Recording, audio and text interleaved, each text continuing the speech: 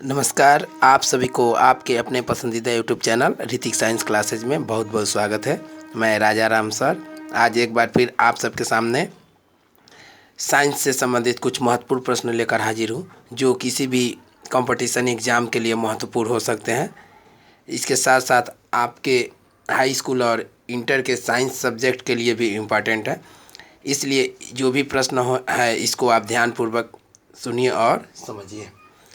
देखिए, आज का पहला प्रश्न है, बल का मात्रक क्या है। यहाँ हमको बल का मात्रक बताना है। ये बहुत ही इम्पोर्टेंट प्रश्न है, बहुत से लोगों को मालूम होगा क्या होता है बल का मात्रक। चलिए, इसका देर न करते हुए मैं उत्तर बता देता हूँ। इसका उत्तर होगा, बल का मात्रक जो होता है न्यूटन होता है।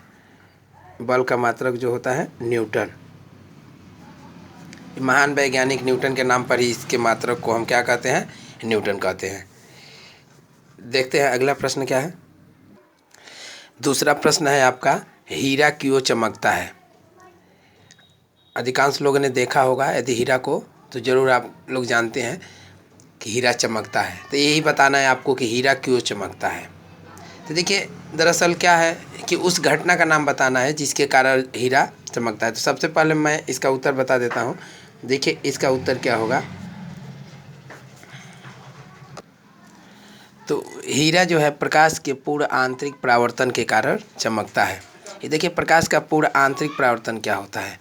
जब क्रांतिक कोण का मान 90 अंश से अधिक हो जाता है तो वहाँ पे प्रकाश का पूर्ण आंतरिक परावर्तन होता है। यानी जो हीरा होता है वो उसका एक गुण नहीं है चमकना, बल्कि ये हमारे एक प्रकार के आँखों के दोष है। जब 90 अंश से अधिक कोण पर वो हमें दिखाई देता है तो वह हमें चमकता हुआ प्रतीत होता है। तो याद रखिएगा, हीरा क्यों चमकता है। तो हीरा जो है प्रकाश के पूर्ण आंतरिक परावर्तन के कारण ही चमकता है। यह बहुत ही महत्वपूर्ण प्रश्न है। यदि अभी तक आप हमारे इस चैनल को सब्सक्राइब नहीं किए हैं तो कृपया हमारे YouTube channel Hrithik science classes को सब्सक्राइब जरूर कीजिए और बेल आइकन दबाना ना भूलें। यदि ये वीडियो अच्छा लगे तो कृपया वीडियो के लाइक तथा शेयर करें ताकि अधिक से अधिक लोगों तक पहुंच सके। चलिए देखते हैं, तीसरे प्रश्न की तरफ हम चलते हैं। तीसरा प्रश्न है, मनुष्य के शरीर का ताप कितना होता है। यहाँ हमें बताना है कि जो मनुष्य है उनके शरीर का टेम्परेचर कितना होता है, यानी वह ताप जहाँ तक मनुष्य अच्छा अनुभव करता है, यानी उससे ज़्यादा नहीं होना चाहिए या ज़्यादा कम भी नहीं होनी चाहिए। कुल मिलाकर हमको बताना है कि मनुष्य के शरीर का तापमान कितना होता है। तो देखिए, मनुष्य के शरीर का तापमान अगर हम अलग अलग मात्रक में मापें तो सबसे पहले हमारा ये देखिए कितना होता है, 37 डिग्री सेल्सियस। 37 degree Celsius. यदि हम डिग्री सेल्सियस में ताप की बात करें तो वह कितना होता है, 37 डिग्री सेल्सियस। लेकिन यदि हम फ़ारेनहाइट में बात करें तो यह देखिए क्या होता है, 98.6 डिग्री फ़ारेनहाइट। अगर यही हम ताप को फ़ारेनहाइट में बात करें तो फ़ारेनहाइट में याद रखिएगा, फ़ारेनहाइट में होता है 98.6 डिग्री फ़ारेनहाइट। यहाँ देखिए, यहाँ डिग्री सेल्सियस, इसका जो अंश और सी का मतलब होता है कि डिग्री सेल्सियस, डिग्री सेल्सियस। और यहाँ पे हमारा मतलब होता है डिग्री फ़ारेनहाइट। ये आपका मतलब होता है फ़ारेनहाइट, डिग्री फ़ारेनहाइट। तो यहाँ पे दो पद्धति हो गई। यदि एक और हम पद्धति की बात करें तो केल्विन होता है। केल्विन में आपका होता है 310 केल्विन। ये के से हम लिखते हैं 310 के। इसका मतलब होता है, अगर हम बात करें तो इसको हम केल्विन लिखते हैं। क्या लिखते हैं, केल्विन। तो केल्विन में कोई डिग्री नहीं लगाया जाता है। तो यानी अब परीक्षा में हमें किस तरह से पूछा जाता है, मान लीजिए पूछ दिया जाए कि मनुष्य के शरीर का तापमान कितना डिग्री सेल्सियस होता है, तब हमारा उत्तर होगा 37 डिग्री सेल्सियस। कितने डिग्री फ़ारेनहाइट होता है, तो ये हमारा 98.6 डिग्री फ़ारेनहाइट। कितना केल्विन होता है, तो 310 केल्विन। इसको ज़रूर ध्यान रखना है। चौथा प्रश्न है हमारा, वैद्युत धारा का मात्रक क्या होता है। यानी हमें विद्युत धारा का मात्रक बताना है। जो हमारे घरों में विद्युत प्रवाहित होती है उसको हम किस में मापते हैं, उसी का मात्रक बताना है। तो देखिए, ये भी प्रश्न आपका बहुत ही इंपॉर्टेंट है। वैद्युत धारा का मात्रक होता है आपका एम्पियर। यानी इसको हम किस में नापते हैं, एम्पियर से नापते हैं। यह एक अदिश राशि है। ये भी आपको ध्यान देना है कि वैद्युत धारा किस प्रकार की राशि है, अदिश राशि है। ये जो भी प्रश्न हम आपको बता रहे हैं यह आपके लिए बहुत ही महत्वपूर्ण है और विभिन्न कंपटीशन एग्ज़ामों में ये पूछे जा चुके हैं और पूछे जाते हैं, इसलिए ये सभी प्रश्नों को आप ध्यानपूर्वक देखिए और याद रखिए। चलिए अगले प्रश्न की तरफ चलते हैं, देखते हैं 5वां प्रश्न क्या है आज का। देखिए अगला प्रश्न कहा जा रहा है प्रकाश की चाल कितनी होती है, यानी हमको प्रकाश की चाल बतानी है, या प्रकाश की चाल जो वायु माध्यम होता है, यानी सूर्य से चलकर प्रकाश हमारे पास तक आता है तो उसकी चाल हमें बतानी है। तो ये याद रखिएगा कि जो प्रकाश की चाल होती है 3×10⁸ मीटर प्रति सेकेंड होता है। प्रकाश की चाल 3×10⁸ मीटर प्रति सेकेंड होता है। तो यह जरूर ध्यान रखना है क्योंकि प्रकाश की चाल बार बार हमें पूछा जाता है। चलिए अगला प्रश्न हम चलते हैं 6वें प्रश्न की तरफ, देखते हैं 6वां प्रश्न क्या है। पृथ्वी के कितने उपग्रह हैं, यही बताना है। तो देखिए यह जो पृथ्वी है हमारी, इसके उपग्रह हैं कितने हैं, यही पूछा जा रहा है। उपग्रह क्या होता है, सबसे पहले यह जान लीजिए। जो ग्रह पृथ्वी की परिक्रमा करते हैं, जो भी आकाशीय पिंड, वो उसके उपग्रह कहलाते हैं। जैसे अगर हम कहें कि सूर्य के कितने उपग्रह हैं, तो सूर्य के आप जानते हैं कि कितने उपग्रह हैं, 8 उपग्रह हैं। यानी प्रत्येक जो आकाशीय पिंड होते हैं जो सूर्य की परिक्रमा करते हैं उन्हें हम सूर्य का उपग्रह कहते हैं, और सूर्य के उपग्रहों को हम क्या कहते हैं, ग्रह कहते हैं। ग्रहों की संख्या 8 है। उसी तरह से हमको पूछा जा रहा है पृथ्वी के कितने उपग्रह हैं, तो याद रखिएगा पृथ्वी के एकमात्र उपग्रह हैं। पृथ्वी कितने उपग्रह हैं, 1, और उस उपग्रह का नाम क्या है ये भी जान लीजिए। तो वह जो है चंद्रमा है। क्या है, चंद्रमा। पृथ्वी का एकमात्र उपग्रह है जो चंद्रमा। तो यह आपको याद रखना है कि पृथ्वी के सिर्फ एक उपग्रह है और उस उपग्रह का नाम क्या है, चंद्रमा। यानी चंद्रमा किसकी परिक्रमा करता है, पृथ्वी का, यही आपको जानना है। चलिए 7वां प्रश्न देखते हैं। 7वां प्रश्न है भारी जल का सूत्र है। यह भारी जल का हमको सूत्र बताना है। एक तो सिंपल जल होता है जिसका हम यूज करते हैं, जिसका सूत्र होता है H2O, लेकिन यहाँ हमको बताना है भारी जल का सूत्र। तो इसका भारी जल का सूत्र जो होता है D2O होता है। यह ध्यान रखना है, क्या होता है, D2O। जिसका रासायनिक नाम भी आपसे पूछ दिया जाता है कि इसका रासायनिक नाम क्या है, तो ये भी आप याद रखिएगा, ड्यूटेरियम ऑक्साइड। Deuterium oxide.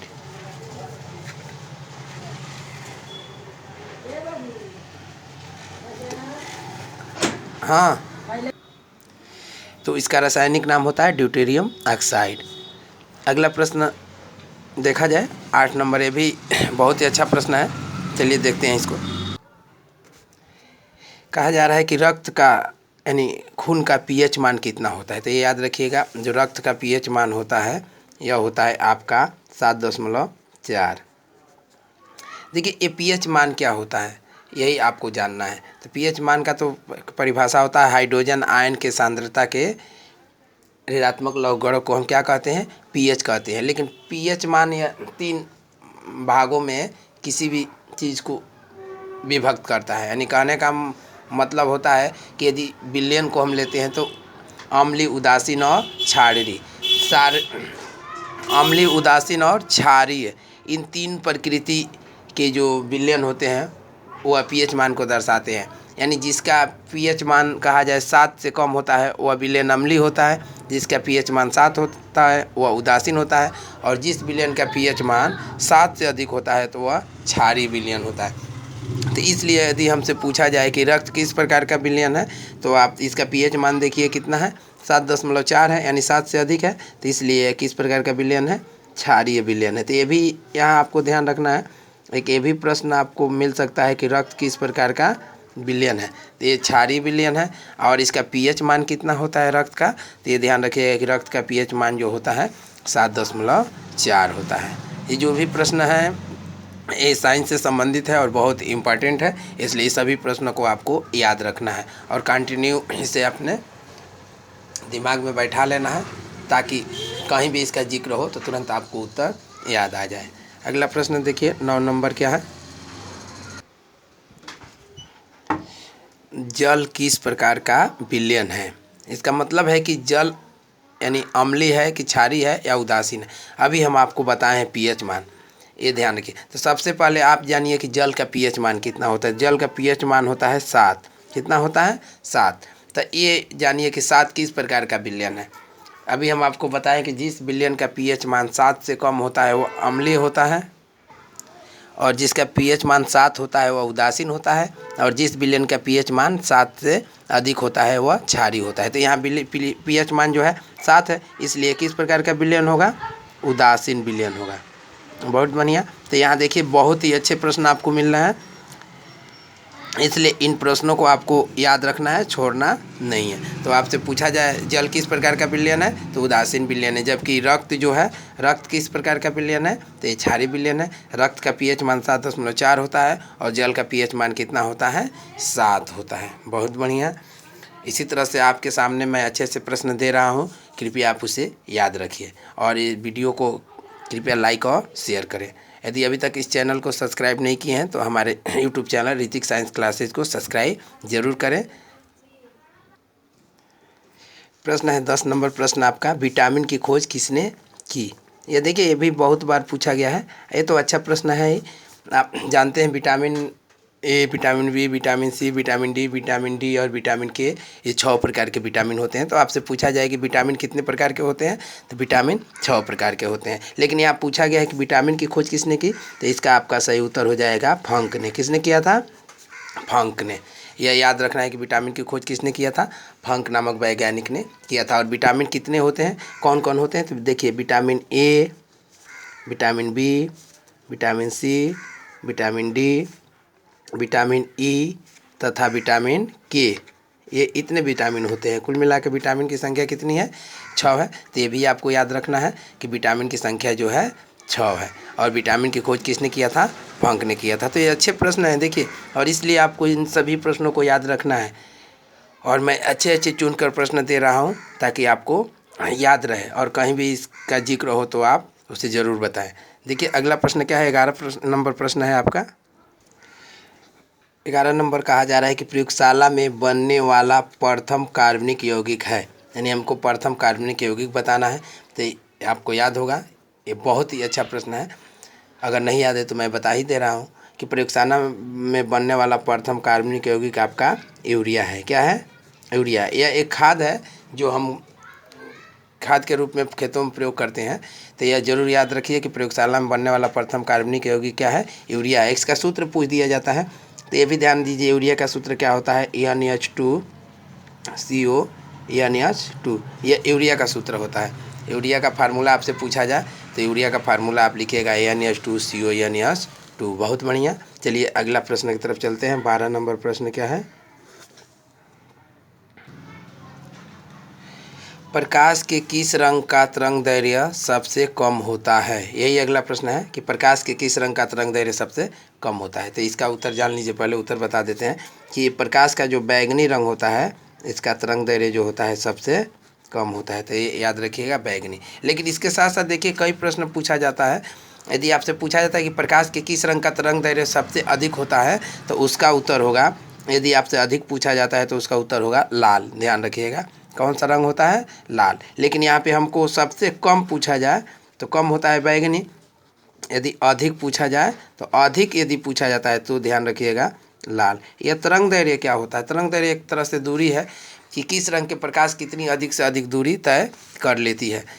तो यहाँ पे सबसे अधिक दूरी जो तय करती है वो लाल रंग का जो तरंगदैर्घ्य होता है वो अधिक होता है, क्योंकि लाल रंग का जो प्रकाश होता है सबसे अधिक दूरी तक जा सकता है, जबकि बैंगनी रंग का जो तरंगदैर्घ्य होता है सबसे कम दूरी तक होता है। यदि पूछ दिया जाए हमसे कि ये दोनों रंगों के तरंगदैर्घ्य कितने से कितने तक होते हैं, यानी दृश्य प्रकाश का तरंगदैर्घ्य यदि हमसे पूछा जाए कितना होता है, तो याद रखिएगा 3900 एंगस्ट्रॉन से 7800 एंगस्ट्रॉन तक होता है। यानी ये 3900 जो एंगस्ट्रॉन है यह आपका बैंगनी रंग का है। किसका है? बैंगनी। और ये जो 7800 है यह लाल रंग का है। ठीक है। तो आपसे पूछा जाए कि बैंगनी रंग का तरंगदैर्घ्य कितना होता है? 3900 एंगस्ट्रॉन। और लाल रंग का तरंगदैर्घ्य कितना होता है? 7800 एंगस्ट्रॉन। और दृश्य तरंग जो होता है, दृश्य प्रकाश, इसके कुल रंगों का तरंगदैर्घ्य कहाँ से कहाँ तक होता है? तो 3900 एंगस्ट्रॉन से 7800 एंगस्ट्रॉन। यदि हमको ये पूछा जाए कि किसका जो अपवर्तनांक सबसे अधिक होता है, तो उसके विपरीत हो जाता है।